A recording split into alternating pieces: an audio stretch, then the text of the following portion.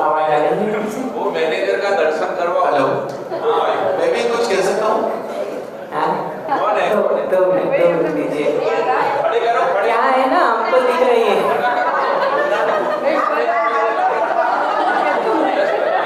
पीछे कैमरा उधर आवाज बढ़ानी। आपका चेहरा देखना चाह रहे सब, आपका मन है दिखाने का? मुंह दिखाई में कुछ नहीं मिलने वाला, फिर भी मानो तो दिखा सकते हैं। उधर पूछ रहे हैं, पीछे हैं। देखिए, उनको इतनी तसल्ली है कि वो खड़े हो गए हैं कि आप नहीं दिखाओगे तो वही देखेंगे।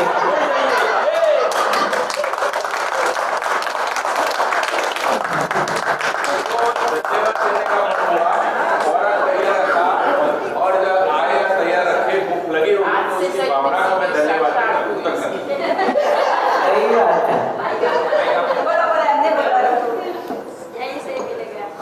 आज से ही सीबी स्टार्ट हुई लगता है। ठीक बात है।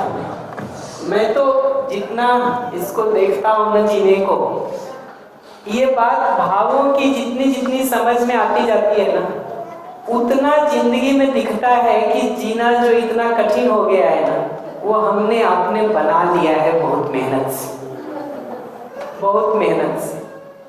हम जो उदाहरण ये कह रहे हैं ना, हम अपने फोन में और चाय में इतने इंगेज होते हैं कि अगला दिन भर क्या क्या हमारे लिए करके रख रहा है और कुछ अच्छा ही कह रहा है हमको, वो सुनने भर की भी फुर्सत नहीं, वो देखने भर की भी फुर्सत नहीं। मैं तो बहुत सामान्य ढंग से कल सुबह थोड़ा कम्युनिकेशन पर बात कर दूंगा, सुना कैसे जाता है। अगर इस तरह से फोन पर इंगेज होके कोई आ रहा है और अगला नाराज होके कुछ कहता है ना, तो हमको तो पहली चीज ये सुनाई देती है कि अगला ये कह रहा है कि दिन भर तो बाहर थे ही, अब थोड़ा घर के बाकी चीजों पर भी तो ध्यान दे लो।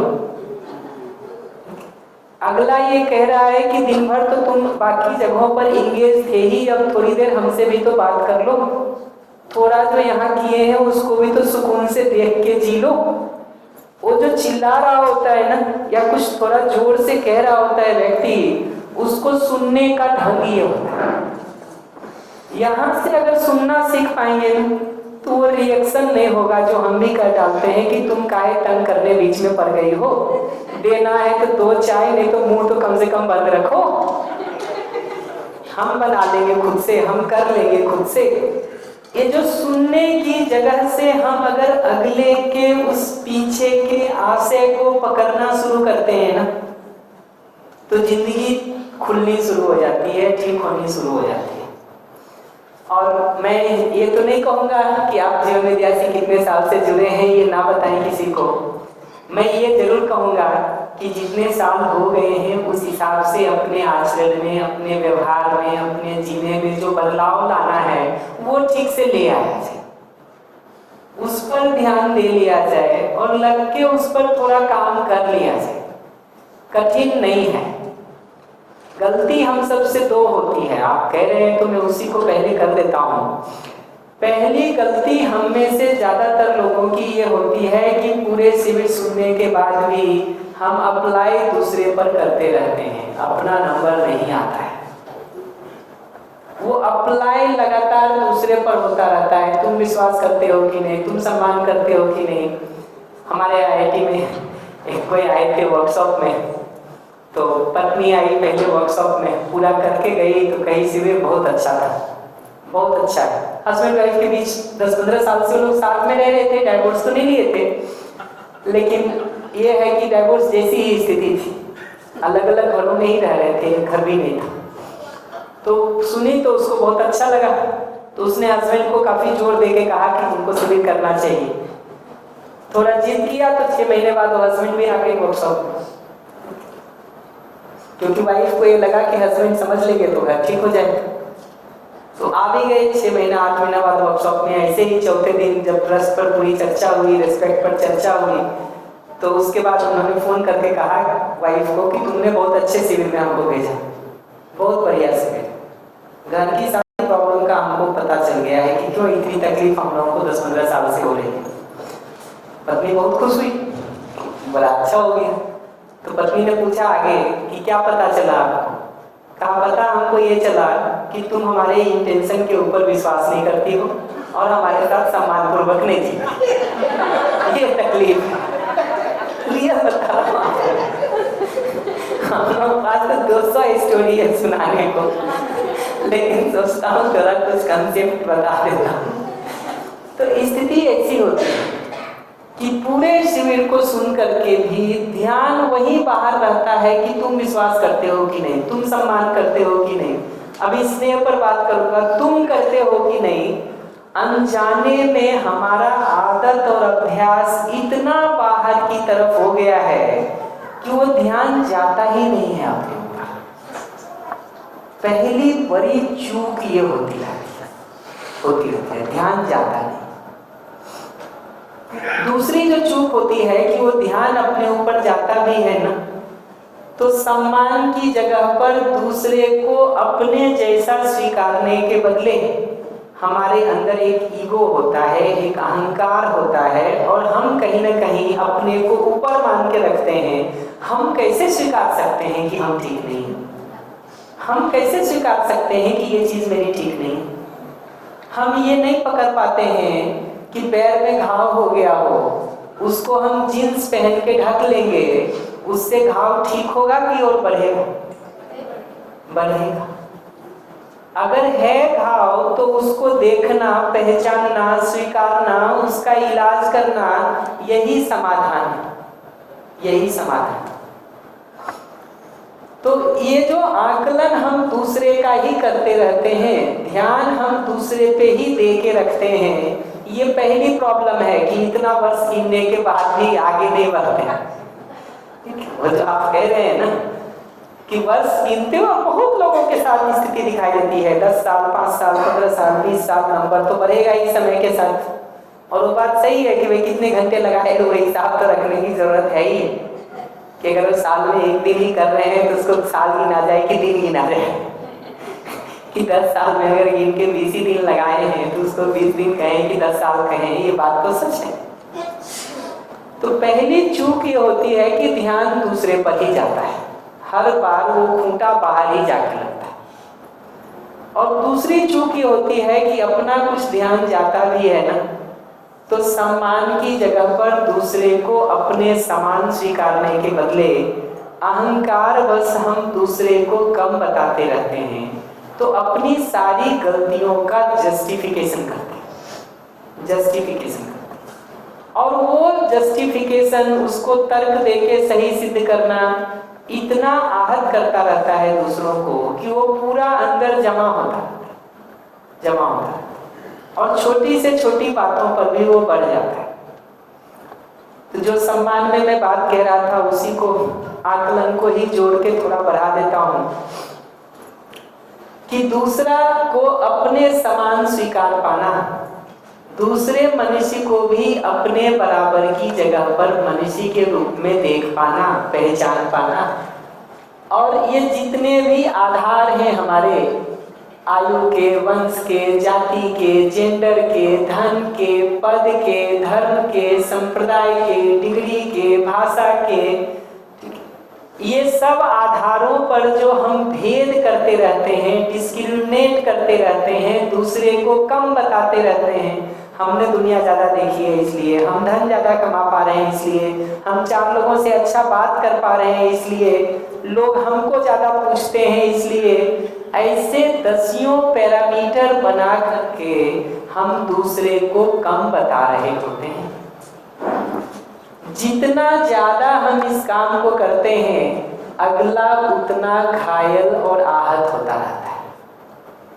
फिर वो कभी बाहर फूट करके आ जाता है, कभी नहीं आता है, दोनों ही हालत में परेशानी तो होती ही रहती है। तो सम्मान की जगह से दूसरे को अपने जैसे मानव के रूप में स्वीकार सकें, ये पहली जरूरत है।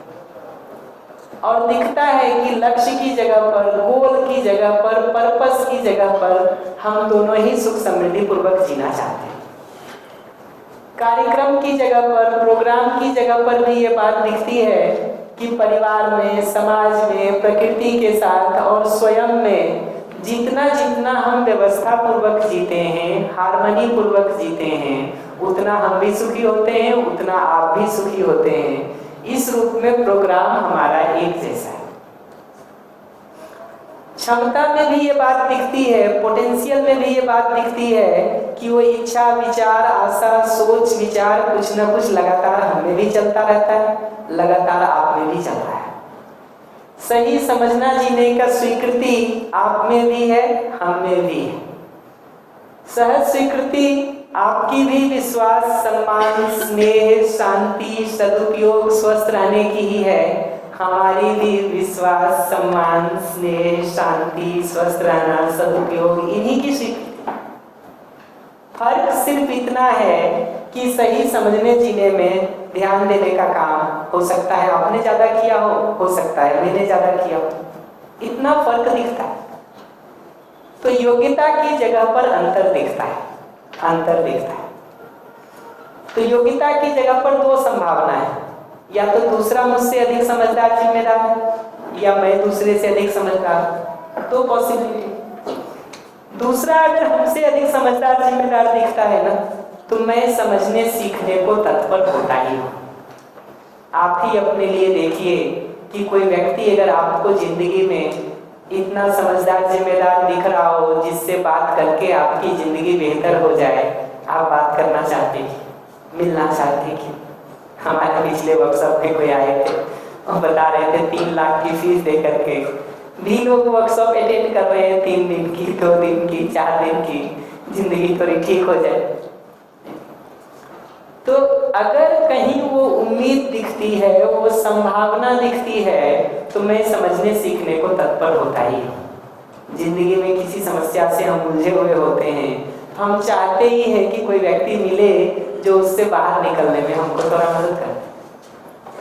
तो दूसरा जब हमसे अधिक समझदार जिम्मेदार है, तो मैं समझने सीखने को तत्पर रहता हूँ, प्रस्तुत रहता हूँ। इस रूप में हमारे और अगले के बीच कोई विरोध नहीं है, बल्कि पूरकता, कॉम्प्लीमेंट्रीनेस। पूरकता को क्या कहते हैं गुजराती में जी? पूरकता। बढ़िया। तो पूरकता है हमारे और अगले के बीच, कॉम्प्लीमेंट्रीनेस है, पूरकता है, संघर्ष नहीं है, विरोध नहीं है, झगड़ा नहीं है। अगर दूसरा हमसे अधिक समझदार जिम्मेदार है, तो मैं समझने सीखने को तत्पर होता ही हूँ। इस रूप में हमारा कॉम्प्लीमेंट्रीनेस है, पूरकता है। दूसरी संभावना है कि मैं दूसरे से अधिक समझदार हूँ। मैं हर बार ये प्रश्न पूछता रहता हूँ कि ज्यादा जिम्मेदारी पूर्वक जीने का काम कौन कर पाएगा, जो अधिक समझदार होगा कि जो कम समझदार होगा?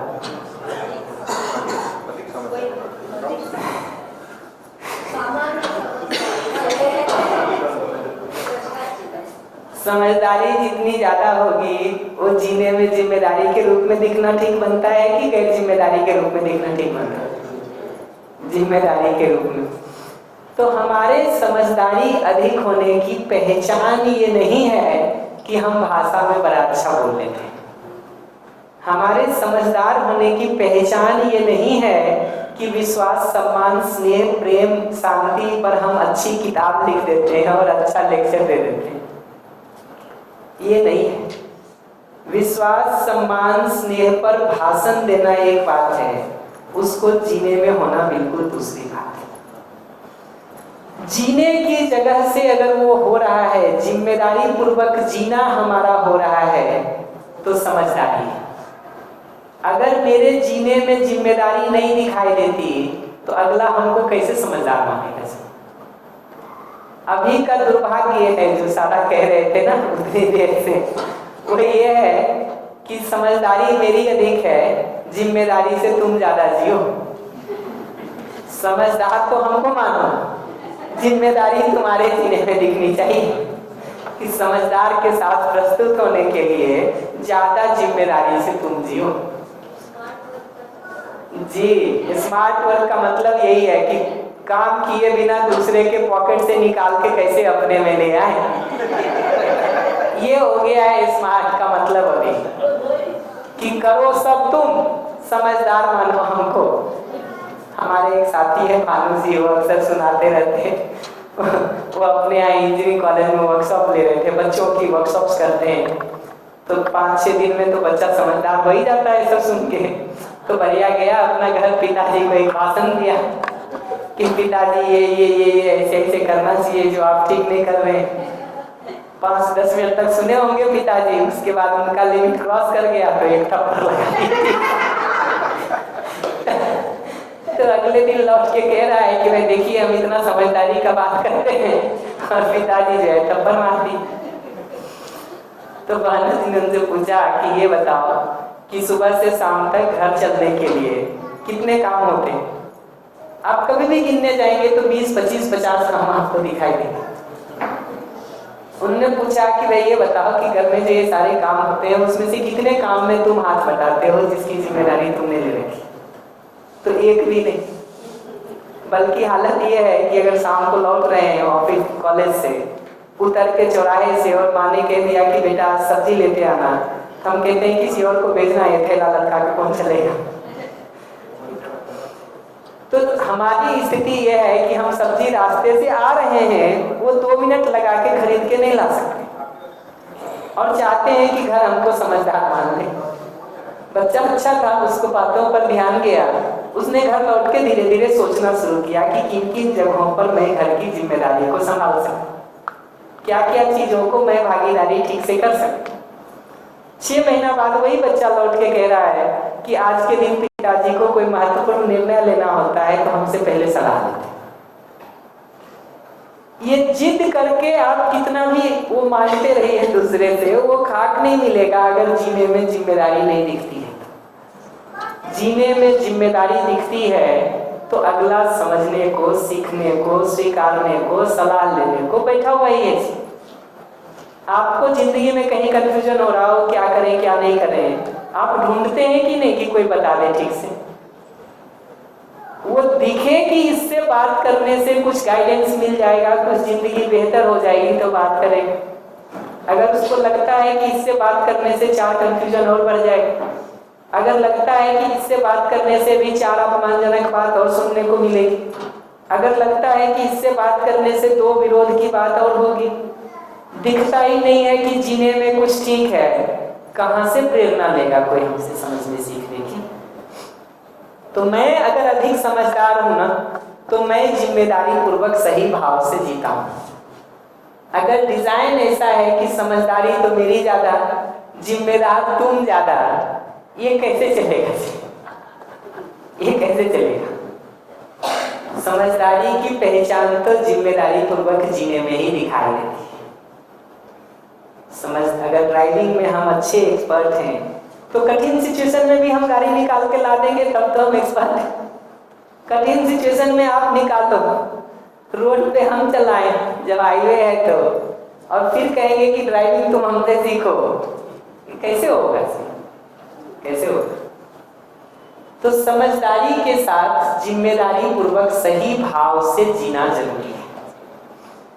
इनफैक्ट ध्यान से देखेंगे ना तो हमारे जिम्मेदारी पूर्वक जीने से जो आराम अगले को मिलता है ना, वो जगह है जहां से उसके मन में हमसे कुछ सुनने, समझने, सीखने का जगह बनता है।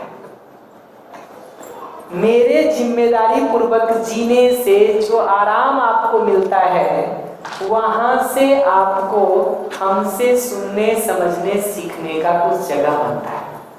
खास करके जिन लोगों के साथ आप जी रहे हैं परिवार में, काम करने की जगह पर, वहां तो जीना ही केंद्र में होता है।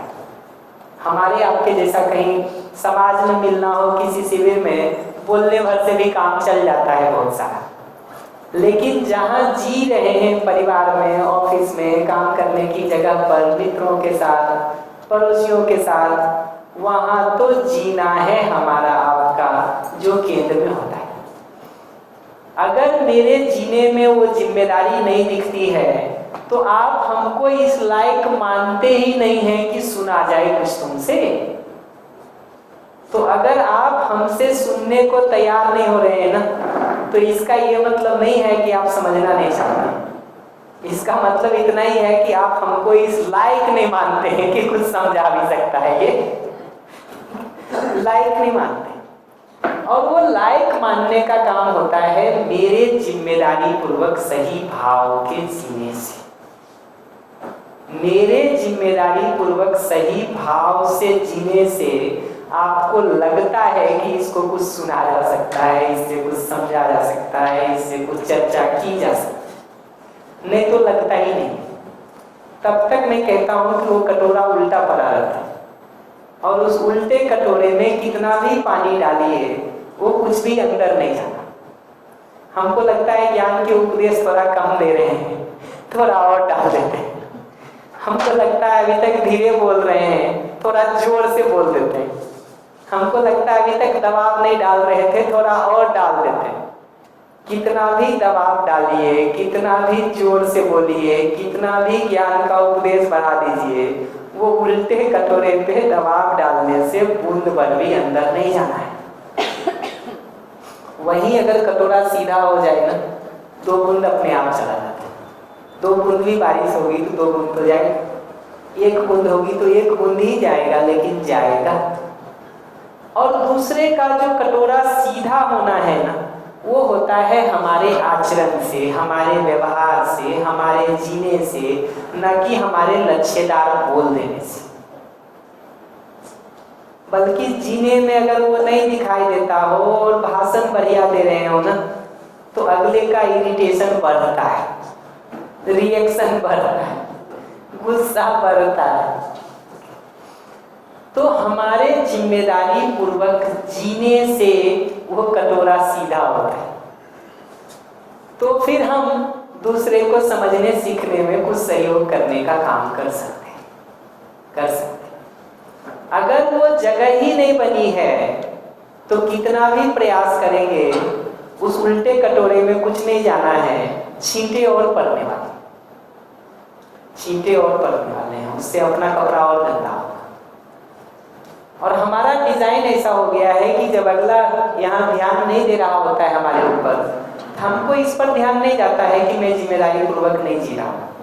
हमको लगता है उपदेश थोड़ा और दे दें, हमको लगता है थोड़ा जबरदस्ती पकड़ के सुना दे, हमको लगता है थोड़ा और जोर से बोल के कर दे, हमको लगता है थोड़ा डांट डपट के कर दे। जितना जितना ये करते जाते हैं ना, उतना उतना आपको दिखेगा कि अगला आदमी आपके आते ही रास्ता बदलना शुरू कर देता है। तो आप इधर से घुसेंगे तो अगला सोचता है उधर से बाहर निकल जाए। बात करने भी जाए तो इतने नपे तुले कम शब्दों में जवाब देता है कि बड़े ने बात किसी तरह से आए। वैसा हमारा डिजाइन हो जाता है। हमको लगता है हम तो बड़ा अच्छा जी रहे हैं, अगला कोऑपरेट नहीं कर रहा। वो कोऑपरेट इसलिए नहीं कर रहा है कि यहाँ जीने की जगह पर वो जिम्मेदारी दिखती नहीं। अगर जिम्मेदारी पूर्वक जीने का काम ज्यादा आप कर रहे हैं तो आप कभी भी हमको समझदार मान ही नहीं सकते। तो जीने की जिम्मेदारी है जो अगले में जगह बनाती है हमसे कुछ सुनने का, समझने का, सीखने का, और फिर वहां समझने सीखने में सहयोग करने का काम हम कर सकते। समझदार हम, जिम्मेदारी तुमसे, ये डिजाइन से तो कुछ भी नहीं निकलेगा, कुछ भी नहीं निकलेगा। ये तो ऐसा है कि एक्सपर्ट हम हैं लेकिन कठिनाई में चलाओ गाड़ी तुम, निकालो यहां से तुम। समझदारी का प्रमाण तो जिम्मेदारी पूर्वक जीने में है। समझदारी का प्रमाण चीखने में, चिल्लाने में, दूसरे को नालायक, निकम्मा और बेकार सिद्ध करने में नहीं। समझदारी का प्रमाण तो अपने जिम्मेदारी पूर्वक जीने में दिखने की जरूरत है। और हमारे जिम्मेदारी पूर्वक जीने को अगला इसलिए बहुत अच्छे से स्वीकार लेता है कि अपमान करने वाला व्यक्ति भी हमसे क्या अपेक्षा रखता है, अपमान की कि सम्मान की? सम्मान की। हमसे चीख चिल्ला के जोर से बोलने वाला व्यक्ति भी, हमसे क्रोधपूर्वक बात करने वाला व्यक्ति भी हमसे क्या अपेक्षा रखता है, क्रोध की कि शांति की? तो ये दिखना जरूरी है कि मेरा ठीक जीना जैसे ही होता है ना, अगला ठीक नहीं भी जी रहा है तब भी उसको स्वीकार तो यही है। इसलिए मेरा सम्मान पूर्वक जीना, मेरा स्नेह पूर्वक जीना, मेरा विश्वास पूर्वक जीना, मेरा शांति पूर्वक जीना, मेरा मैत्री पूर्वक जीना उसको छू जाता है, छू जाता है। वहां से उसकी यात्रा आगे बढ़ने का काम हो सकता है। तो ये पकड़ना जरूरी है कि हमारे समझदारी का मूल प्रमाण हमारा जिम्मेदारी पूर्वक जीना है, ना कि दूसरे को पा सकते हैं।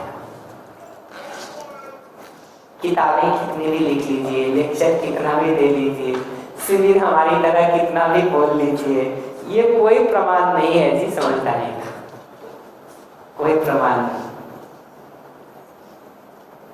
समझदारी का जो सबसे मूल प्रमाण है वो तो आचरण में है, जीने में है।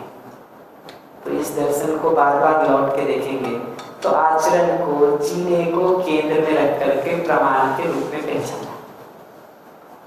इस समझने का जो प्रमाण बाहर दिखाई देता है वो हमारे व्यवहार के ठीक होने में दिखाई देता है। हमारे भाव का ठीक होना, हमारे विचार का ठीक होना, हमारे व्यवहार का ठीक होना, हमारे व्यवसाय का ठीक होना, ये प्रमाण है हमारी समझदारी। जितना ज्यादा भाव खराब हो रहा है, जितना ज्यादा विचार खराब हो रहा है, जितना ज्यादा व्यवहार खराब हो रहा है, जितना ज्यादा व्यवसाय खराब हो रहा है, ये कोई समझदारी का प्रमाण थोड़ी है। समझदारी का प्रमाण थोड़ी। एक बार के लिए मैं रुक रहा हूँ यहाँ पे। सम्मान की जगह से कोई भी बात करना हो तो हम करके फिर हम आगे बढ़ेंगे। और बात हम इतना कह रहे हैं, पूरे सम्मान के डिजाइन को देखिएगा तो लक्ष्य की जगह से, कार्यक्रम की जगह से, क्षमता की जगह से दूसरे को अपने जैसा देख पाना, और योग्यता की जगह पर दूसरा अगर अधिक समझदार है तो हम उससे जिम्मेदारी पूर्वक समझने सीखने का काम करते हैं, और मैं अधिक समझदार हूँ तो मैं जिम्मेदारी पूर्वक जीने का काम करता हूँ। फिर उस जिम्मेदारी से जो आश्वस्ति बनती है दूसरे को, तो मैं उसको समझने सीखने में सहयोग करने का काम करता हूँ।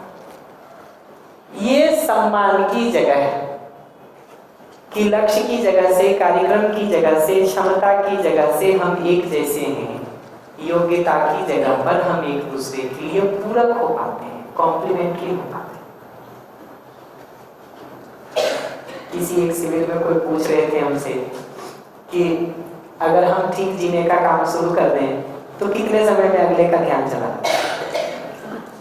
ध्यान तो उस पहले दिन भी चला जाता है, उसका ध्यान तो उस पहले दिन भी चला जाता है जब हम ठीक जीना शुरू करते हैं। जीना, बोलना नहीं, जीना जब हम शुरू करते हैं ना तो ध्यान तो उस पहले दिन भी चला जाता है, लेकिन एक वेटिंग पीरियड लेके चलता है वो भी, कि देखते हैं कितना दिन इसका असर रहता है। क्योंकि जितना ज्यादा हम घायल हो रखे हैं एक दूसरे से, वो वेटिंग पीरियड उतना ज्यादा होता है। मैं इसको बहुत सरल उदाहरण में कहता हूँ, जितना बड़ा गड्ढा हम खोद रखे हैं भरने में मिट्टी उतनी ज्यादा लगती है। तो अगर 10 साल से हम एक दूसरे को घायल कर रखे हैं तो साल भर तो एक दूसरे को जज करने में जाता ही है, अनुमान करने में जाता ही है कि तुम सचमुच बदल गए हो, कि ये 2-4 दिन का चांदनी है और फिर वही होने वाला है। ये आकलन तो करता ही है। यस करेगा ही। हमारे एक शिविर में जो हमारे सर लेते थे गणेश वागरिया जी, किन्हीं की वाइफ आई 1.5-2 साल बाद शिविर में। वो आकर के अपने शेयरिंग में कह रही थी अपने हस्बैंड के बारे में कि ये हर साल 2 साल में कोई एक नया चीज सीख लाते और घर वालों को उसमें लगा देते हैं। घर वाले जब तक उसमें लगते नहीं है तब तक ये कोई दूसरा झुंझुना पकड़ लेते हैं। तब 4 बार आदमी तंग हो चुका है अलग अलग संस्थाओं में घूम घूम के। तो वो अगली बार कहता है कि अब देखेंगे 1.5-2 साल तुम टिकोगे इसमें, तब हम जाएंगे। तुम ही नहीं टिकोगे तो जाती क्या? तो ये वेट होता है ना, तो ये वेटिंग पीरियड कोई भी लेता ही है। दूध का जला हुआ छाछ भी फूंक के पीता ही है ना, आइसक्रीम को भी फूंक के खाता है। गलती उसकी नहीं है, हमारे यहाँ वो कहानी अर्थात सुनाते हैं। वो हमारे यहाँ एक दरभंगा एरिया है, कहते हैं वहाँ के राजा बड़े प्रसिद्ध थे। तो वहाँ हमारे यहाँ एक बुद्धिमान गोनू झा की कथा चलती। कहते हैं कि राजा ने सबको बिल्ली दिया और कहा इसको इतना दूध पिलाओ कि लौट के हमारे यहाँ आए तो दूध न पिए, इतना पेट भरा हो इसका। कभी ट्राई करके देखिएगा, बिल्ली को कितना भी दूध पिला दीजिए, उसको जब सामने दूध मिलता है ना तो मुंह तो डुबा ही लेती है, कम से कम पिए भले एक घूंट, लेकिन वो मुंह तो डाल ही देती। तो सारे लोगों की बिल्लियां खूब खा पी के मोटी ताजी करके लाए, लेकिन जैसे ही महाराज जैसे दूध रखे वो मुंह डुबा दे। गोनू झा की बिल्ली आई एकदम दुबली पतली मरियल सी, उसको ऐसे ले गए दूध के पास तो बिल्ली उनका हाथ वाथ नोच के भाग गई। तो इसको बुला के पूछा भाई क्या किया तुमने, ऐसा जादू, ये बाकी सब फेल हो गए, तुम्हारा क्या हो गया? उसने कहा मैंने कुछ नहीं किया, मैंने बिल्ली के सामने दूध रखा, जैसे ही वो दूध पीने गई हमने एक जोर से डंडा मारा उसको। फिर दूध रखा, फिर पीने गई दोबारा, जितनी बार वो दूध पीने जाए वो पीने के पहले डंडा उसको लगना शुरू हो जाए। अगर 25-50 बार ऐसा हो जाता है ना तो उस बिल्ली को आप दिखाते हैं दूध, उसको दिखाई देता है डंडा। तो हम जब ठीक जीना शुरू भी करते हैं ना तो अगला इतने चोट खाया हुआ है कि उसको दिखता तो वही है, दिखता तो वही है। तो वो वेटिंग पीरियड थोड़ा तो लगता है। मैं कहता हूँ 10% टाइम तो आप मान लीजिए कि 10 साल का समय है तो साल भर लग सकता है, 5 साल का है तो 5 महीने लग सकते हैं, साल भर का है तो महीने भर लगेगा। पहला दिन है तो फिर कुछ नहीं होता है, 10 सेकंड में ठीक हो जाता है। लेकिन वो पुराना जो पेट्रोल इकट्ठा है जी, वो खाली होके नॉर्मल होने में टाइम तो लगेगा।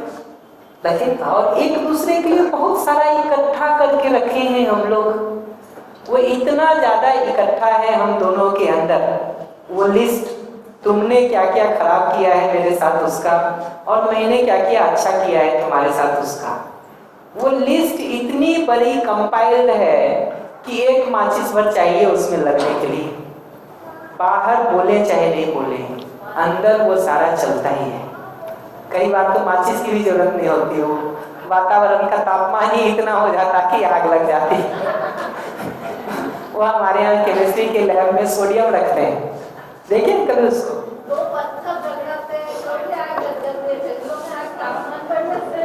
पत्थर रगड़ने से आग तो छोड़िए, सोडियम हमारे यहाँ रखते हो केरोसिन में डुबा के रखते हैं। उसको अगर खुले में रखते हैं ना तो इतना ही तापमान पर्याप्त है उसमें आग लगने के लिए।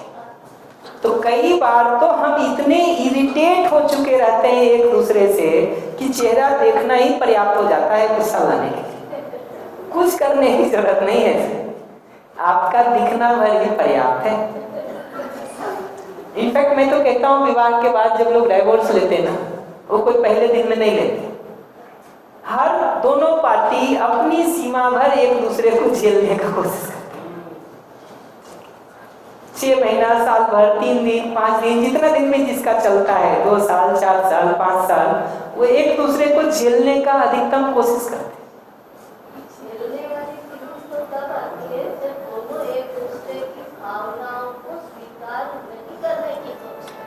दीदी डाइवोर्स तो तभी होता है जब झेलना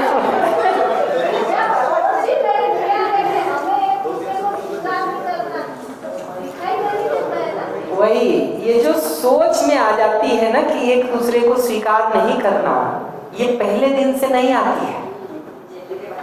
ये पहले दिन से नहीं आता है। पहले दिन से इसलिए नहीं शादी किए हैं कि लड़ करके एक दूसरे का खून पिएंगे और एक दिन फिर डाइवोर्स लेंगे, इसलिए नहीं शादी की है।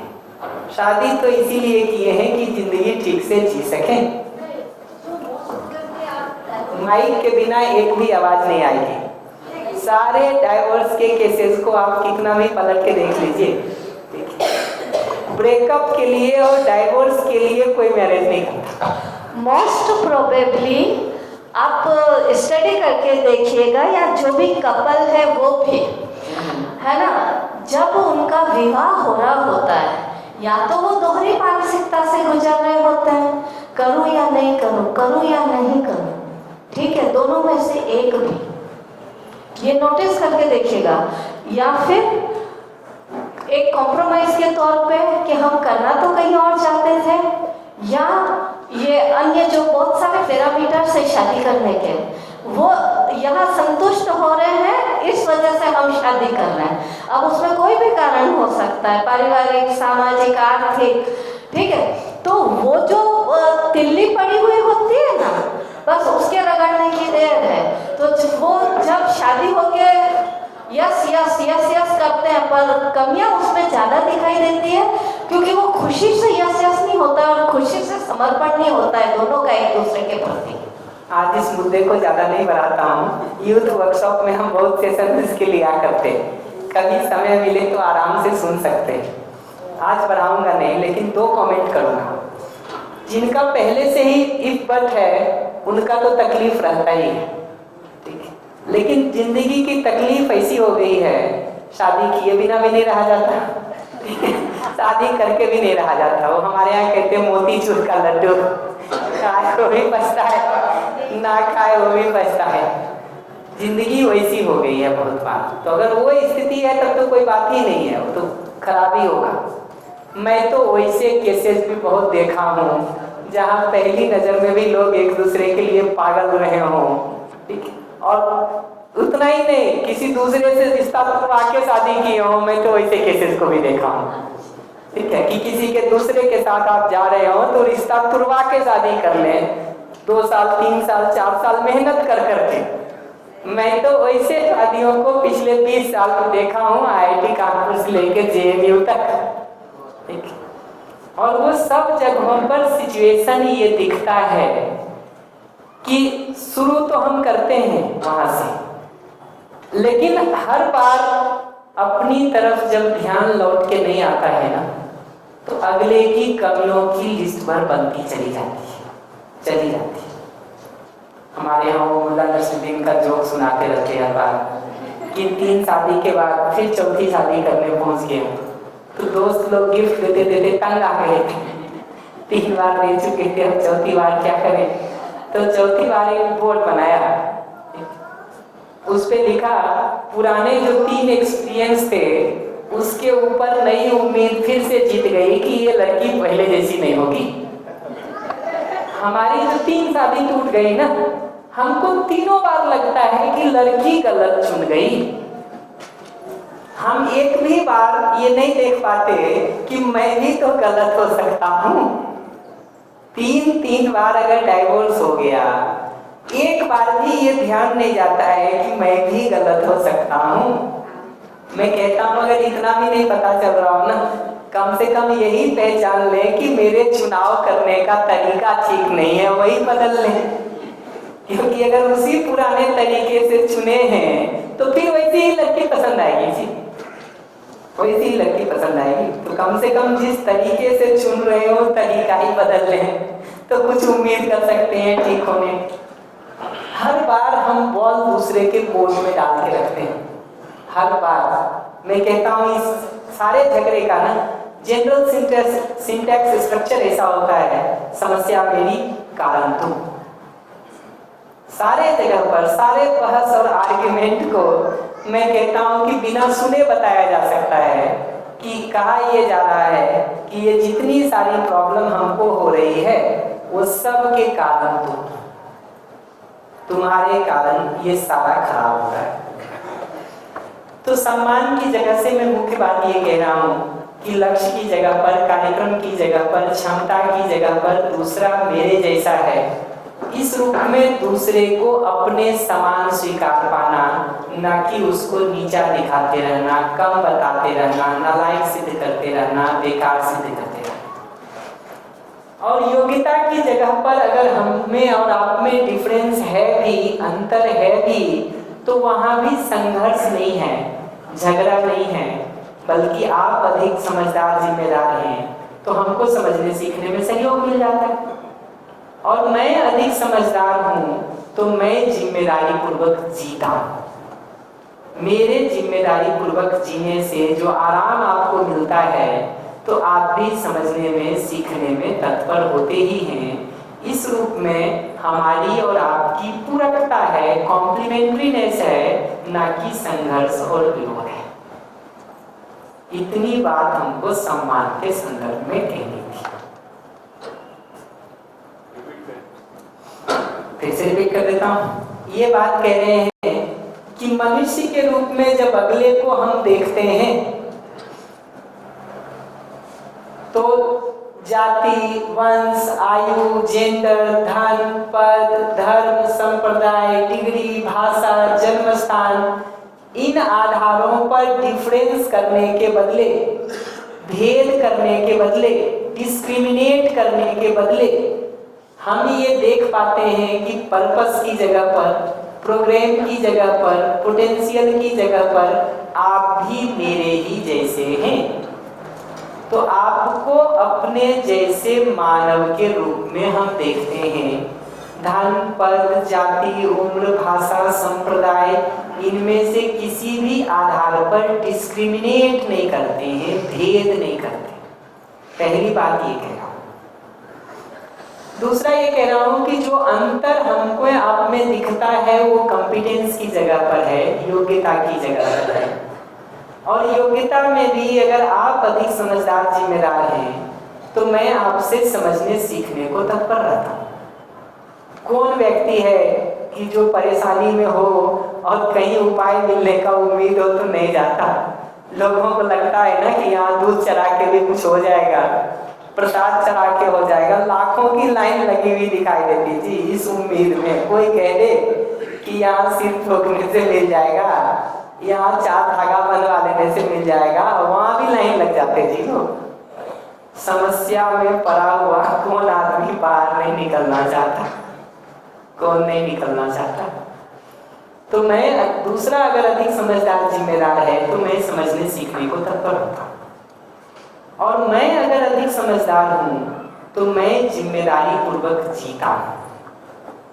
मेरे जिम्मेदारी पूर्वक जीने से जो आराम मिलता है अगले को, तो अगला भी समझने को, सीखने को तत्पर होता है, तत्पर। इस रूप में हम एक दूसरे के लिए पूरक हैं। योग्यता की जगह पर भी हम कॉम्प्लीमेंट्री हैं, पूरक हैं, न कि हमारा कोई संघर्ष है, स्ट्रगल नहीं है, कॉम्प्लीमेंट्रीनेस।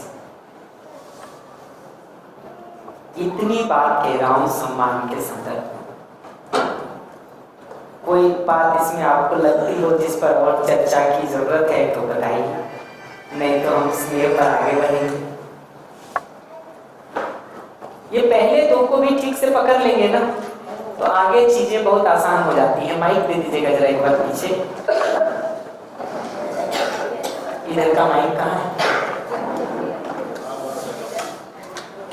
पीछे पीछे, प्रशांत भैया पीछे।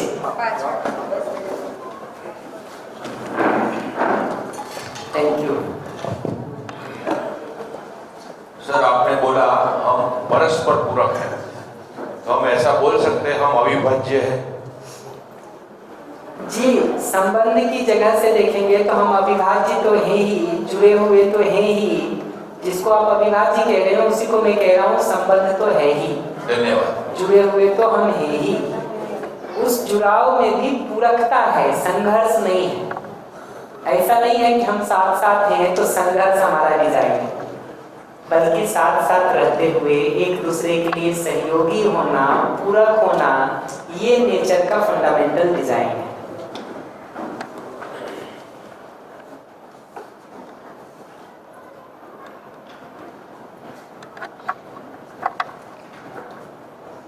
सोचिएगा इस पर आराम से। हाँ, कुछ कह रहे थे? Yes please. शामू भाई, आपको मेरा सारा प्रणाम। मेरा नाम नीला व्यास है। मेरा सिंपल क्वेश्चन है, मैंने बहुत सारे सेमिनार अटेंड नहीं किए हैं तो मुझे अभी तो बहुत जानना है। बेसिक जब सम्मान की बात हो रही है तो मेरे साथ में और मेरे बहुत सारे लोगों के साथ में भी ऐसा होता है कि अगर कभी किसी के लिए कुछ करते हैं हम लोग और वो पता है कि सामने वाला वो नहीं करेगा, नुकसान होता है, और जब हमारी बात नहीं सुनता या हमको सम्मान नहीं देता तो उस टाइम पे हम तो जो अच्छा है वो सच्चा है वो करते हैं, लेकिन उस टाइम पे सम्मान ज़्यादा इम्पोर्टेंट या जवाबदारी? इसका मुझे उत्तर चाहिए। देखिए, जवाबदारी की जगह से अगर देखेंगे ना, तो मैं मान के चल रहा हूँ कि पीछे जितनी चर्चा हुई है वो आप सुन रखे हैं 3.5 दिन का, ऐसा मान के चलो। Thank you. तो जवाबदारी की जगह से अगर देखेंगे ना, तो रुक के ये देखना चाहिए कि दूसरे को जवाबदार यानी जिम्मेदार, बेसिकली आप दूसरे का ध्यान रखना चाहते हैं, दूसरे का ध्यान रखने का तरीका भी क्या है, उसको व्यवहारकारी की जगह पर नियम बता के उसको पकड़ते रहना ये तरीका है, या उसको भी समझने की जगह से सहयोग करना, जांच परख का अवसर देना और उसमें सपोर्ट करना ये तरीका है। 100 में 1 केस अगर जिंदगी में कहीं ऐसा हो रहा हो कि बच्चा आग में हाथ डालने ही जा रहा है और हमको पकड़ के रोकने की जरूरत पड़ रही हो, तो 100 बार में 1 बार कहीं वो सिचुएशन आ जाए तो मैं फिर भी मानता हूं कि हो सकता है। लेकिन अगर दिन में 4 बार आ रहा है, 100 में से 80 बार आ रहा है, 90 बार आ रहा है, 99 बार आ रहा है, 100 में 100 बार आ रहा है, तो हमको रुक के देखने की जरूरत है कि हमारा तरीका ठीक है कि नहीं, है कि नहीं। जवाबदारी की जगह से भी अगले को ध्यान दिलाने का तरीका हमारा ठीक होगा कि नहीं होगा। अन्यथा जिस तरीके से अभी हम जवाबदारी दिलाने का कोशिश करते हैं, अगला एक समय के बाद तंग आके कहता है कि कुछ भी अगर कर सकते हो, किसी मूवी का डायलॉग है कि अगर थोड़ा भी हमारे लिए कुछ करना चाहते हो तो बस एक काम करना कि कभी कुछ मत करना। वो ऐसा जगह पर पहुंच जाता है कि कुछ भी अगर हमारे लिए सोचना चाहते हो तो इतना करना कि दोबारा पलट के हमारी तरफ मत देखना, थोड़ा भी हमारे लिए कुछ सोचते हो दूर हो जाना। ये जो जवाबदारी की जगह से जब हम फोर्स को ही एक तरीका मानते हैं, बल प्रयोग को ही एक तरीका मानते हैं, दूसरे को कटघरे में खड़ा करने को ही तरीका मानते हैं, उसको सब तरह से गलत और बेकार सिद्ध करने को ही तरीका मानते हैं, 100 में 1 बार 2 बार तो कोई झेल सकता है, चल सकता है। लेकिन अगर उसको रोज वही देखने को मिल रहा है, हर क्षण यही करने को मिल रहा है, फिर वो थोड़े दिन बाद ताकत से जवाब देने वाला है हमको, ना कि सुनने वाला। और जवाब नहीं देगा तो हट जाएगा, पास दूरी बनाना। तो जवाबदारी का डिजाइन बल प्रयोग नहीं है, ताकत नहीं है, डूज एंड डोंट्स के सिर्फ नियम बना देना नहीं है।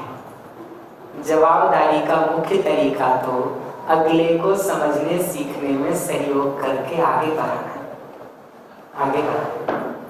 आप अपने लिए ही रुक के देखिए ना, मैं ये 2 उदाहरण हर बार देता रहता हूँ कि कभी भी आपको कोई गलती हो जाती है तो आप क्या चाहते हैं? दूसरा आपको नालायक बताए, बेकार बताए, निकम्मा बताए, 18 साल की उम्र हो गई अभी भी तुमको नहीं आता, 15 साल से ये काम कर रहे हो अभी भी तुमको तमीज नहीं हुई है, मरने के बाद जाके होगी। ये सारा सुनाए हमको, ये हम चाहते हैं, या सम्मान और स्नेह के साथ हमको समझने सीखने में सहयोग कर दे, ये हम चाहते हैं। क्या चाहते हैं? ये दिखता है। अपने लिए देखना शुरू करेंगे ना तो बहुत साफ साफ दिखाई देगा। ये जो दूसरे की कुछ कमियों पर हम बात भी करने जाते हैं ना, वो बात करने की जगह अगला 2 में से 1 कारण से नहीं देता है। या तो उसकी अच्छाई को पहचानने का, स्वीकार करने का, एप्रिशिएट करने का काम हम नहीं कर रहे हैं, तो अगला ये मान लेता है कि तुम तो गलती गिनने की मशीन हो। उसकी अच्छाई को, ठीक वाले भाग को, सही वाले भाग को पहचानने स्वीकारने का काम नहीं करते हैं, इसलिए कमियों पर बात नहीं हो पाती। एक कारण ये है, एक कारण ये है कि अच्छाई को पहचानने का, स्वीकारने का, रिकॉग्नाइज करने का, वैल्यू देने का, एप्रिशिएट करने का, सराहना काम नहीं। तो जो ठीक किए हैं उस पर कुछ बात नहीं होती, जो नहीं किए हैं वहां जूम लेकर के कैमरे का फोकस उस पर किए रहते, जूम इन करके कि एकदम साफ साफ दिखाई दे। या दूसरी चूक ये होती है कि जब हम कमियों पर बात करने जाते हैं तो हमारा तरीका अपमानजनक है। विरोधपूर्ण है, दूसरे को नीचा दिखाने वाला है, नालायक बताने वाला है, कम बताने वाला है, बेकार और बेवकूफ बताने वाला है, ये डिजाइन उसको आहत करता है। जब खराब तरीके से हम किसी बात को कहने जाते हैं ना, तो बात हमारी बाद में पहुंचती है, हमारे तरीके से ही वो घायल पहले हो जाता है, वो आहत पहले हो जाता है।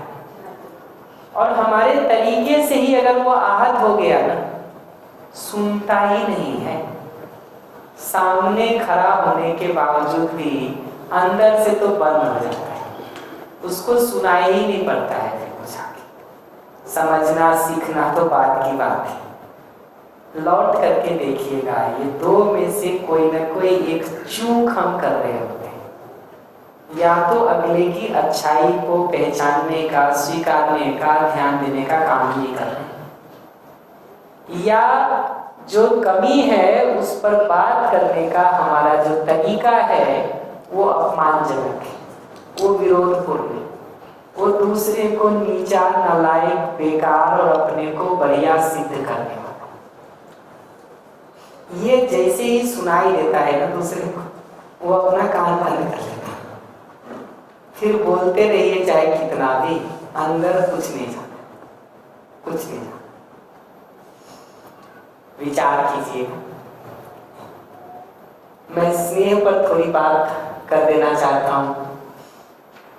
जो उन्होंने बात की अविभाज्य होने की, तो दूसरा जब हमको अपने से जुड़ा हुआ दिखता है, अपने संबंधी के रूप में दिखता है, तो दूसरे को संबंधी के रूप में जुड़ा हुआ स्वीकारने के साथ जो भाव है उसका नाम स्नेह है। स्नेह के लिए विश्वास और सम्मान जरूरी है। आपको एक दूसरे की मूल चाहना के ऊपर भरोसा ही नहीं हो, हमको लगता हो कि आपकी चाहना जो है वो तो हमको दुखी और परेशान करने की, आप हमको संबंधी के रूप में दिखते ही नहीं है, विरोधी के रूप में। सम्मान की जगह से आप मेरे जैसे हैं बताने के बदले अगर हम आपको हमेशा नीचा और कम बताने का कोशिश करते हैं, आप हमको संबंधी के रूप में स्वीकारते ही नहीं। तो विश्वास और सम्मान के साथ दूसरे को अपने संबंधी के रूप में जुड़ा हुआ महसूस करने का जो भाव है उसका नाम स्नेह है, अफेक्शन है। और स्नेह की पहचान ये है, इंडिकेटर उसका ये है कि हमारे जीने में कमिटमेंट दिखता है, निष्ठा दिखती है, निष्ठा दिखती है। निष्ठा के रूप में मैं 3 इंडिकेटर अक्सर कहता रहता हूँ, जो मैं बात कर देता हूँ। बाकी स्लाइड्स को साइड कर दीजिएगा, बहुत उस पर सोचने की जरूरत नहीं है। पहला इंडिकेटर यह है कि दूसरे के सुख दुख को हम अपने सुख दुख के समान देख पाते हैं। तो मेरी जिंदगी में सुख आए, दुख ना आए तो उसको हटाने के लिए हम जितना तत्पर होते हैं, आपकी जिंदगी में भी सुख आए, दुख ना आए, आ गया हो तो हटाने के लिए उतने ही कमिटेड रहते हैं, उतने ही तत्पर रहते हैं, तब तो संबंध है स्नेह। हम अपने सुख दुख का तो खूब ध्यान रखें, आपके सुख दुख का ध्यान नहीं रखें, आप कभी भी मानोगे कि मैं आपसे स्नेह करता हूं? नहीं मानोगे। तो स्नेह का पहला इंडिकेटर ये है कि अपने सुख दुख का हम जितना ध्यान रखते हैं, हमारी जिंदगी में सुख आए दुख ना आए, इसके लिए हम जितने सजग रहते हैं, उतना ही आपके सुख दुख के लिए भी सजग हैं। तो स्नेह नहीं है तो हमारा स्नेह भाषा है, आचरण नहीं, व्यवहार नहीं। हमारे एक शिविर में 2 भाई आए हुए थे, वो दोनों में बड़े भाई कई चीज़ों के बारे में वैसे ही जिम्मेदारी और स्नेह को बता रहे थे। तो किसी जगह पर वो काफ़ी ये बात बता रहे थे छोटे भाई को कि बहुत प्यार करते हैं, बहुत ध्यान रखते हैं। सुनते सुनते जब वो थक गया होगा एक पॉइंट के बाद, छोटा वाला, तो वो कह रहा है हमको भी कुछ कहना है। फिर अपना टी-शर्ट था वैसा साइड किया, कहा कि आपके प्रेम की निशानी दिख रही है यहाँ। वो 2 दिन पहले 1 दिन पहले झगड़ा हुआ होगा, तो जो भी मारपीट किए होंगे वो वहां पर। तो स्नेह की जगह से अगले के सुख दुख का ध्यान रखने का अगर हम काम नहीं कर रहे, कौन सा स्नेह पहुंचेगा? वो किसी पुरानी मूवी का जोक है कि पति ने पत्नी को एक थप्पड़ मार दिया, तो कहा क्यों थप्पड़ मारे? तो कहा तुम्ही से तो स्नेह करते हैं, तो समझाना तुम्हारी जिम्मेदारी है हमारी। तो उसने पलट के जो है 2 थप्पड़ मारा। कहा तुम क्यों मार रहे हो? कहा तुमको ये पक्का होना चाहिए कि तुमसे 2 गुना प्यार नहीं करती। तो अगर वही निशानी हो गया है हमारे स्नेह और प्रेम को एक्सप्रेस करने का, तो जितना ज्यादा करेंगे उतना घायल पाएंगे, उतना घायल पाएंगे। तो स्नेह का पहला जगह ही है। स्नेह की दूसरी जगह यह है कि दूसरे की उपलब्धि में भी हमको उतनी ही प्रसन्नता होती है जितना स्वयं की उपलब्धि में होती है। तो पति पत्नी के रूप में जीते हुए, भाई भाई के रूप में जीते हुए, भाई बहन के रूप में जीते हुए, मित्र मित्र के रूप में जीते हुए, दूसरे की उपलब्धि में भी उतनी ही खुशी हो पाए, उतनी ही प्रसन्नता हो पाए, तब स्नेह है। या आपकी उपलब्धि से मेरा चेहरा लटक जाए तब स्नेह? कब आपको लगेगा कि हम आपसे स्नेह करते हैं? जब खुश होंगे। तो ये दिखता है कि दूसरा इंडिकेटर ये है कि दूसरे की उपलब्धियों से हमको उतनी प्रसन्नता होती है जितना स्वयं की उपलब्धि से होती है। अगर ये है तो स्नेह है। स्नेह की तीसरी पहचान ये है कि हर संबंध में जो हम एक दूसरे के लिए कुछ करते हैं, दायित्व के रूप में, कर्तव्य के रूप में, जो कुछ भी हम करते हैं, स्नेह होता है तो हम उसको स्वेच्छा से करते हैं, प्रसन्नता से करते हैं। अगर दूसरे को धक्का मार मार के कराना पड़ रहा है, बार बार याद दिलाना पड़ रहा है कि तुम्हारे लिए इतना करते हैं, तुम इतना तो करो, तो वो स्नेह नहीं है। अगर उसको करने में हमको बोझ महसूस हो रहा है, दबाव महसूस हो रहा है, तो भी वो स्नेह नहीं है।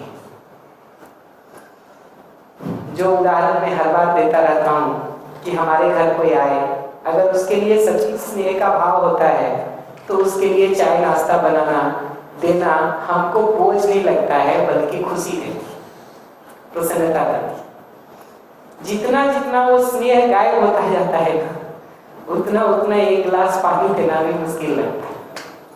तो घर में कोई ऐसे आ गए हों जिनके साथ वो स्नेह महसूस नहीं होता हो, चाय नाश्ता फिर भी देते हैं, शिष्टाचार बस देते होंगे, पति का मित्र है इसलिए देते होंगे, ऑफिस का कोई है इसलिए देते होंगे, लेकिन वो देते हुए हमको प्रसन्नता नहीं होती, दबाव महसूस होता, बोझ लगता है, तकलीफ होती।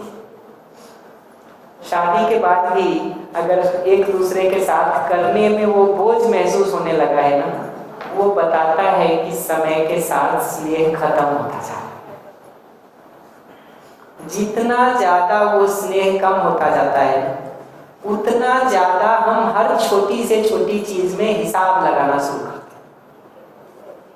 हैं। जितना ज्यादा वो गणित का कैलकुलेशन शुरू होता जाता है, उतना उतना ये पहचानना जरूरी है कि हमारा आपस का एक दूसरे का स्नेह कम होना शुरू हो गया है, खत्म होना शुरू हो गया।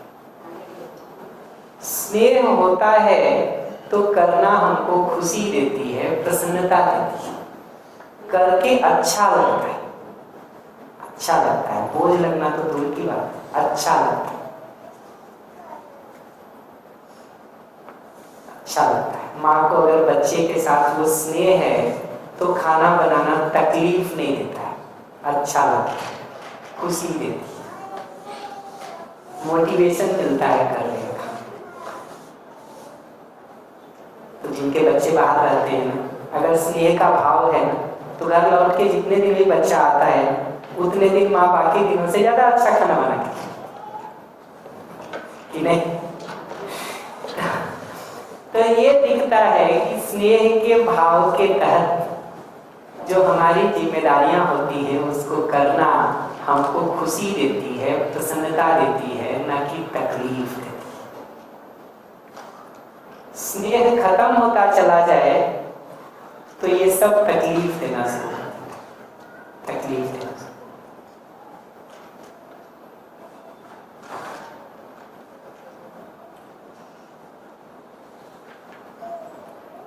ठीक है, कठिन तो नहीं लग रहा किसी को?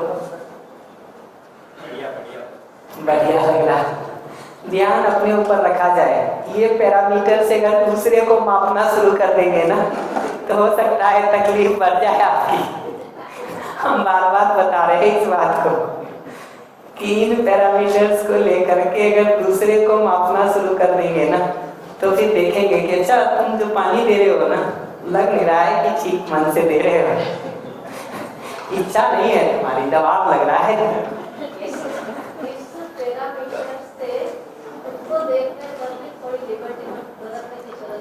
है ना, ज्यादा दबाव लगे तो जरूर लिबर्टी ले लीजिएगा। फिर उसके लिए ये 2 बात लिखा है जिस पर बात कर देता हूं। अपनी तरफ से कुछ ठीक नहीं हो रहा है ना तो उसको स्वीकार पाना ये मूलभूत जरूरत है। क्षमा मांगने का सिंपल मतलब है उसको स्वीकार पाना। ये हमसे ठीक नहीं हुआ, इसको स्वीकार पाना पहला जगह तो ये है। इतना भी कर लेना अगले को बहुत राहत मिल जाती है। हम तो आज के दिन उसको स्वीकारने के बदले उसको सही साबित करने में सब तरह के तर्क उतर्क ला देते। सब तरह का तर्क उतर्क लाके हम उसको सही साबित करने में लग जाते। तो अपनी तरफ से ठीक नहीं हो रहा है ना, स्वीकार तो सके कि ये चीज हमसे ठीक नहीं हुआ। हम उसको स्वीकारते नहीं हैं, हम उसका एक जस्टिफिकेशन दे देते हैं, एक कारण दे देते हैं, एक तर्क दे देते हैं, एक तर्क दे देते हैं। इसी तरह से दूसरा अगर कुछ ठीक नहीं कर पा रहा है वहां भी अगर विश्वास के भाव के तहत उसकी चाहना को हम ठीक देख सकें, सम्मान के भाव के तहत उसको भी अपने जैसे मानव के रूप में पहचान सकें, तो अगले को अपने संबंधी के रूप में देख सकें, तो उसकी गलतियों के लिए क्षमा किया जा सकता। क्षमा की ये 2 पहचान लिखी है, उस पर मैं जरूर बात करना चाहूँगा। हम लोग बहुत बार जिंदगी में कह देते हैं चलो क्षमा कर दिए तुमको। अगर सचमुच हमने किसी को क्षमा कर दिया है ना तो अब वो घटना की शिकायत हमारे में नहीं बनी रहती है, और उसको याद आने से वो दुख और पीड़ा हमारे में नहीं होती है। अगर उस घटना की शिकायत अभी भी हो रही है मन में, अगर उसको याद आने से दुख और पीड़ा अभी भी हो रही है मन में, तो फिर हमने क्षमा किया नहीं है, कहा है, सिर्फ कहा है कि तुमको क्षमा कर दिए, किया नहीं। माइक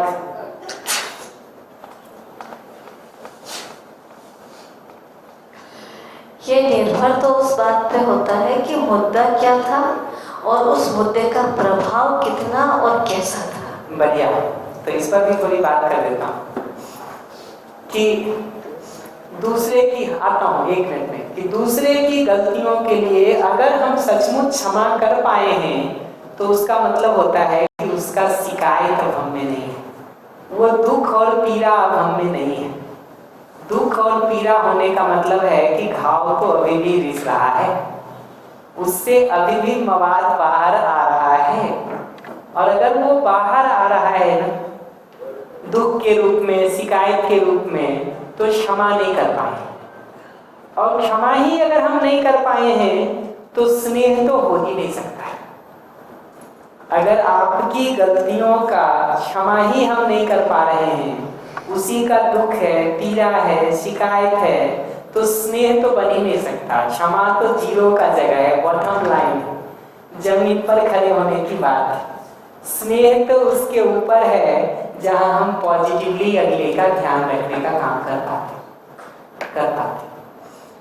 और जो बात इन्होंने कही ना कि क्या प्रभाव पड़ा उस पर निर्भर करता है क्षमा कर पाएंगे कि नहीं। तो अगर हम अपनी गलतियों के लिए क्षमा मांगने की जगह से देखेंगे ना, तो पहला जगह होता है उसको स्वीकार पाना। जितना हम स्वीकारते हैं उतना अगले को आराम मिल जाता है। और दूसरा जगह होता है कि इस कारण से उसको जो भी कठिनाई हुई है, उसका जो प्रभाव दुष्प्रभाव पड़ गया है, उसको कम करने की दिशा में हम आज अगर कुछ कर सकते हैं तो वो कर दिया जाए, वो कर दिया जाए। 10 साल पहले मैं आपके साथ ठीक नहीं जिया, आप हमारे साथ नहीं जिए, या आप जिए हो मैं नहीं जिया, तो आपको भी पता है कि आज लौट करके वो 10 साल पीछे दिया नहीं जा सकता। अगर ठीक से बात करें तो आप भी इतना ही उम्मीद रखते हो कि आज से ठीक जीने का काम कर लेना। आप इतना ही उम्मीद करते हो कि वो जो 10 साल पीड़ा हुई आपको, उसको मैं पहचान सकूं, उसको मैं महसूस कर सकूं। आपको भी पता है कि जिंदगी में 10 साल पीछे ना आप जा सकते ना मैं। तो उन प्रभावों को पहचान करके कम करने की दिशा में हम अगर कंट्रीब्यूट कर पाते हैं तो उससे अगले को और आराम मिलता है। तो क्षमा मांगने की जगह से ये 2 चीज कह रहा हूं। एक, जो हमसे ठीक नहीं हुआ उसको स्वीकार पाना, जो हमसे ठीक नहीं हुआ उसको स्वीकार पाना। और दूसरा, उसके कारण अगले को जो तकलीफ हुई है, पीड़ा हुई है, उसको महसूस कर पाना। और अगर आज उसकी भरपाई के लिए कुछ किया जाता, भरपाई जानते हैं, भरने के लिए कुछ किया जा सकता है तो उसको करना। जी, उसकी वो भी पीड़ा से, उस दुख से बाहर आ पाए, उसके लिए प्रयास करना, उसके लिए सहयोग करना, ये क्षमा मांगने का मतलब है। और सचमुच हम किसी को क्षमा कर पाए हैं, इसका मतलब है शिकायत और दुख से फ्री हो पाना। इनफैक्ट जितना जितना इस क्रम को देखते हैं ना, उतना उतना ये दिखता है कि दूसरे की चाहना पर भरोसा होने से, दूसरे को भी अपने समान मानव के रूप में देखने से, योग्यता की कमी के कारण अगले से गलती हो गई है इस बात को देखने से, अगला हमारा संबंधी है, संबंधी के रूप में हम जुड़े हुए ही हैं इस बात को देखने से, अपने में वो योग्यता होने से कि अगले से जहां गलती हो रही है कैसे स्टेप वाइज उसको आगे बढ़ने में ठीक किया जा सकता है, सहयोग किया जा सकता है। ये सारे स्टेप जितना जितना हम में आते जाते हैं ना, उतना उतना क्षमा करना हमारे लिए सहज होता जाता है। जितना हमको ये दिखता है कि मूल में दूसरा गलती नहीं करना चाहता है, जितना हमको दिखता है कि नासमझीवश योग्यता के अभाव में गलती हुई है और वो किसी से भी होती है, हमसे भी होती है, जितना ये दिखता है कि दूसरा भी मेरे ही जैसा मानव है, जितना ये दिखता है कि संबंध में हम एक दूसरे से जुड़े हुए ही हैं, जितना ये दिखता है कि गलती सिर्फ उसने ही नहीं किया है, हमने भी कुछ किया है, इतना फर्क हो सकता है कि शुरू उसने किया होगा, लाइटर उसने जलाई होगी, उसमें पेट्रोल कुछ मैंने भी डालने का काम किया होगा। जितना ये दिखना शुरू होता है उतना उतना दूसरे के लिए क्षमा का भाव अपने में बनना शुरू होता है, बनना शुरू होता है। और जितना अपने में वो योग्यता आती जाती है कि अगला जहां भी खड़ा है वहां से स्टेप वाइज उसको आगे बढ़ने में हम कैसे सहयोग कर सकते हैं, ये योग्यता जितनी आती जाती है उतना उतना हम सहजता से उसको आगे बढ़ने के लिए सपोर्टिंग हैंड प्रोवाइड कर पाते हैं। वो जगह है जहां से अगले में भी प्रोग्रेस शुरू हो जाता है, उसका भी आगे बढ़ने का काम शुरू हो जाता है। मैं ये उदाहरण अक्सर देता रहता हूँ। राह पर चलते हुए कोई व्यक्ति 5 फीट गहरे गड्ढे में गिर गया और उसमें फंस गया है। अब आप उसको कितना भी कहिए कि नालायक दिन के उजाले में तुमको दिखाई नहीं देता था, 3 साल से सुबह शाम कहते हैं आँख खोल के चला करो, देख करके सड़क पार किया करो, तुमको दिखाई नहीं दिया? इतनी उम्र हो गई, दूसरे बाप हो गए हो 2 बच्चों के, फिर भी तुमको चलने की उम्र नहीं आई है, अकल नहीं आई है।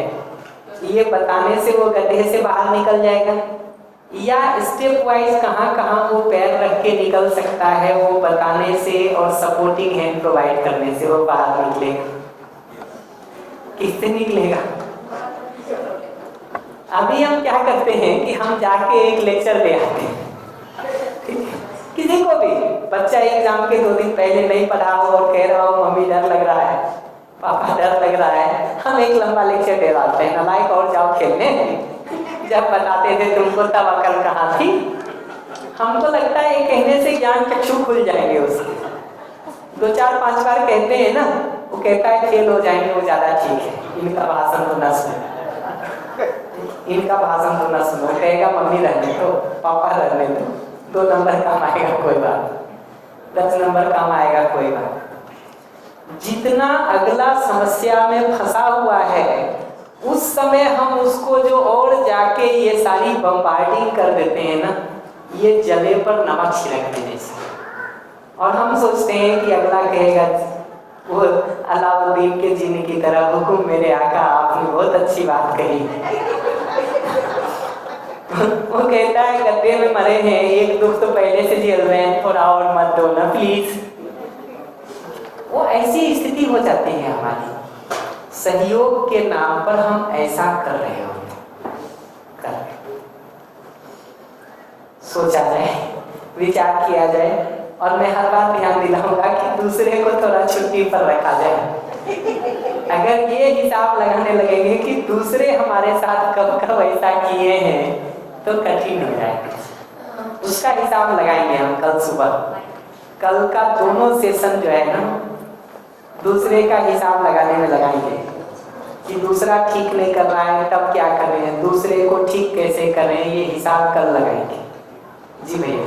हाँ, अगर आपके इतने साल के एक्सपीरियंस, जीवन विद्या के दर्शन की रोशनी का, और जो बात आप स्नेह की कर रहे हैं, क्षमा करना और क्षमा मांगना, तो आपने इतने उदाहरण तो दिए, लेकिन कोई ऐसा उदाहरण कि जब समस्या आपके पास आई हो और आपको भी लग रहा हो, जीवन में कोई ऐसा उदाहरण आप दे सके कि भाई हाँ, ये तो दर्शन की रोशनी में भी इसका कुछ नहीं हो सकता, और वो केस ऐसे सुलझ गया, ऐसी कोई बात आप बता सके कि जैसे क्षमा करना और क्षमा मांगने से कुछ परिवार में सुलह हुआ हो, ऐसी कोई बात आपके दिमाग में हो या आपने कुछ देखा हो? तो मैं कल पहले 2 सेशन में कर दूं तो चलेगा? चलेगा, कोई बात कल कर, थैंक यू। 1 क्या 10 बता दूंगा, जितना कहिएगा उतना बताऊंगा।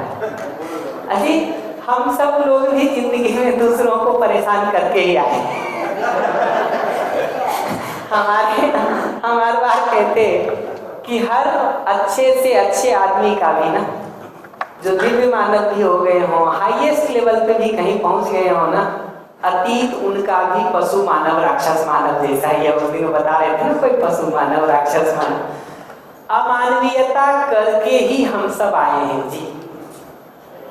आज अगर हम में आप में कोई कुछ ठीक जी के कर भी पा रहा है ना, तो धीरे धीरे बहुत सारी गलतियों को करके ही आए हैं। इतना ही फर्क पड़ता है, कोई थोड़ा ज्यादा कर रहा होता है, कोई थोड़ा कम कर रहा होता है, कोई थोड़ा ज्यादा जोर से कर रहा होता है, कोई थोड़ा कम जोर से कर रहा होता है।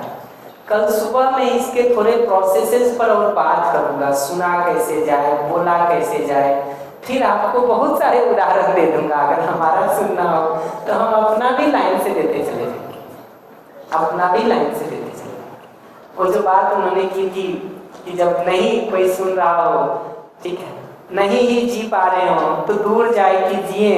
मैं अपने लाइफ को बता दूंगा, मैं कब कब ब्रेक लेने का भी काम किया हूँ, कैसे किया हूँ, इसमें क्या है इसमें कल करेंगे उसको। आज तो मैं सोचता हूँ कि धीरे धीरे विश्वास पर, सम्मान पर, स्नेह पर पलट के देखा जाए। दूसरे पर जब भी नजर पड़े, अगर तीनों को समेट के मैं कहूँ तो दूसरे मानव पर जब भी नजर पड़ता है तो वो मेरे जैसा मानव है। उसको अपने बराबर की जगह से देखें। हमसे जुड़ा हुआ है, मेरा संबंधी है, ये बात पर हमको ध्यान रहे। उसके सुख दुख का भी उतना ही ध्यान रहे जितना अपने सुख दुख का रखें। और गलती करने के बावजूद भी मूल चाहना उसकी भी ठीक है। योग्यता बढ़ाने के लिए पहले अपने योग्यता को बढ़ाने की जरूरत है। और गलतियां हमसे भी हो रही हैं, जिसको अगला झेल रहा है, और जिसको भी लगता हो कि नहीं हो रहा है ना गलती हमसे, वो बस सिंपल टेस्ट वही है, दूसरे को एक बार पूछ लीजिए कि मुझे लगता है कि मैंने तो पिछले 6 महीने में, 6 महीना ही लीजिएगा, 5-7 साल में लेने की जरूरत नहीं है। मुझे लगता है कि मैंने पिछले 6 महीने में कुछ भी तुम्हारे साथ खराब नहीं किया है, तुम्हारा क्या कहना है इस बारे में? धैर्य रखिएगा, अपना मुंह बंद करके बैठिएगा, क्योंकि हो सकता है सुनने की लिस्ट इतनी लंबी मिल जाए जितना आपने सोचा नहीं। तो ये दिखने से ना अपने में वो संतुलन का जगह आता है। नहीं तो हम एक एरोगेंट लेवल पे जाके हायर पेडेस्टल पर खड़े हो गए और बाकी सबको तुच्छ और नालायक की तरह देखते हैं। तो एक शिविर कर लेते ना कई बार, तो उससे और दिमाग खराब हो जाता है। लगता है कि अब तो जो थोड़ी बहुत कसर थी, पहले से ही होशियार थे, लेकिन जो थोड़ी बहुत कसर थी वो पूरी हो गई, अब तो एकदम परफेक्ट हो गए। हमको पकड़ना जरूरी है कि परफेक्शन की पहचान वो जीना है। नहीं तो कहते कि कोई व्यक्ति जो है वो नमाज पढ़ने नहीं जाता था, तो उसको वर्षों से कोई फॉलो कर रहा होगा, चलो नमाज पढ़ने। एक दिन फॉलो करते करते 2-4-5 साल जो है वो तैयार हो गया। सुबह 4-4:30 बजे उठ के गया, बढ़िया 7 बजे तक वहाँ सब किया, लौटा। जब लौटते हुए आया तो अपने गुरु को देख के कह रहा है, देखिए क्या जमाना आ गया है, 7 बजे तक सोए पड़े हैं लोग, सूरज इतना ऊपर उठ गया, अल्लाह के इतने रहमो करम बरस गए, ये कितने वर्षों तक दोजख में पड़े रहेंगे, नरक झेलना पड़ेगा इनको। तो कहते हैं मोहम्मद साहब ने उनको कहा कि बेटा हमसे गलती हो गई कि तुमको हम लेके चले गए, तुम सोया करो 7 बजे तक, कोई ज्यादा ठीक है। तो एक दिन हम कुछ करते नहीं हैं, 2 दिन हम कुछ करते नहीं हैं कि अहंकार को और ऊपर चढ़ा लेते हैं कि जो थोड़ा बहुत कमी था वो भी अब खत्म हो गया है।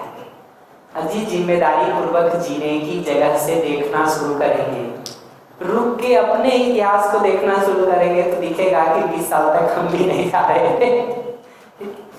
आज एक ही दिन गए हैं, कल जाएंगे कि नहीं इसका भी भरोसा नहीं है। लेकिन वो सब के बावजूद हम दूसरे से वो परफेक्शन मांगना शुरू कर देते हैं। वो पकड़ना जरूरी है कि ये अपेक्षा हमारी उचित है भी कि नहीं। विचार किया जाए, सोचा जाए इस पर अपने जीने की जगह से। विश्वास, सम्मान और स्नेह, ये तीनों को मैं कितना निभा रहा हूं दूसरे के साथ। तो दूसरे को अपने जैसे मानव के रूप में देखना, उसको अपने संबंधी के रूप में देख पाना, उसके सुख दुख का भी उतना ही ध्यान रखना जितना अपने सुख दुख का रख रहे हैं। गलती करते समय भी मूल चाहना उसकी ठीक है इस बात को देख पाना, और गलती हमसे भी होती है इसको पहचान पाना, और योग्यता को बढ़ाने में एक दूसरे के लिए सहयोगी हो पाना, जिम्मेदारी पूर्वक जीने के आधार पे, ना कि भाषण देने के आधार पे। करके देखा जाए आज से कल तक। कल सुबह इस पर कोई प्रश्न होगा तो रिस्पॉन्ड कर देंगे, नहीं तो हम आगे सुनने और बोलने के संदर्भ में दोनों बात कर देंगे कि दूसरे को क्षमा करने की जगह से रिसीव कैसे किया जाए, एक्सप्रेस कैसे किया जाए। अभी तो ब्रेक करते हैं, 3 बजे गोष्ठी वाले में हम मिलेंगे। 4 बजे हम इस चर्चा को आगे बढ़ा के 3 भाव पर हमने बात किया है। अब आगे थोड़ा हम तेज चल सकते हैं, तो बचे 6 भाव को हम लास्ट सेशन में पूरा करेंगे। कोई अनाउंसमेंट तो नहीं है भैया? बढ़िया, तो अनाउंसमेंट कर लेते हैं। 3 बजे हम गोष्ठी के लिए मिलेंगे। नमस्ते सभी।